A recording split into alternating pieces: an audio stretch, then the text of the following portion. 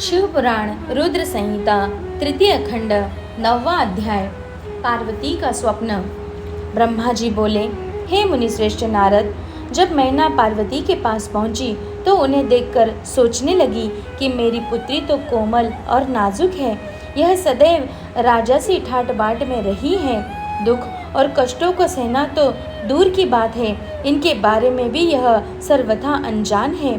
पार्वती को उन्होंने बड़े ही लाड और प्यार से पाला है, तब कैसे मैं अपनी प्रिय पुत्री को कठोर तपस्या के लिए प्रेरित कर सकती हूँ।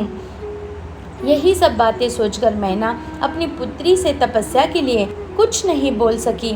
तब अपनी माता के चिंतित चेहरे को देखकर साक्षात जगदम्बा का अवतार धारण करने वाली देवी पार्वती यह जान गई कि उनकी माताजी क्या कहना चाहती है। तब सब कुछ जानने वाली देवी भगवती का साक्षात स्वरूप पार्वती बोली, हे माता, आप यहाँ कब आई?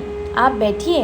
माता, पिछली रात्रि के ब्रह्म मुहूर्त में मैंने एक स्वप्न देखा, उसके विषय में आपको बताती हूँ। मेरे सपने में एक दयालु और तपस्वी ब्राह्मण आए थे। जब मैंने उन्हें हाथ जोड़कर नमस्कार किया तो वे मुस्कुराते हुए बोले कि तुम अवश्य ही भगवान शिव शंकर की प्राण वल्लभा बनोगी, इसलिए उन्हें प्रसन्न करने के लिए उनकी प्रेम पूर्वक तपस्या करो। यह सुनकर मैना ने अपनी पुत्री के सिर पर प्रेम से हाथ फेरा और अपने पति हिमालय को वहां बुलाया। हिमालय के आने पर मैना ने पार्वती के सपने के बारे में उनको बताया। तब उनके मुख से पुत्री के सपने के विषय में जानकर हिमालय बहुत प्रसन्न हुए।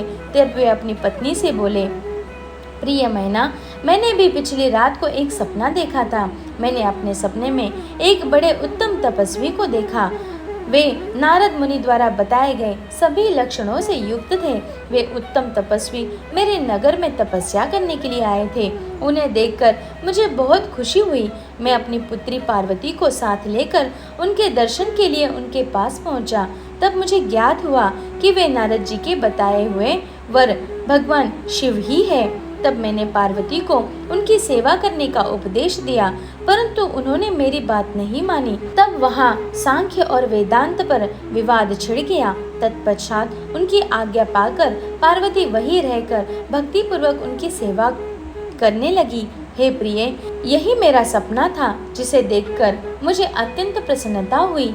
मैं सोचता हूँ कि हमें कुछ समय तक इस सपने के सच होने की प्रतीक्षा करनी चाहिए। ऐसा कहकर हिमालय और मैना उस उत्तम सपने के सच होने की प्रतीक्षा करने लगे।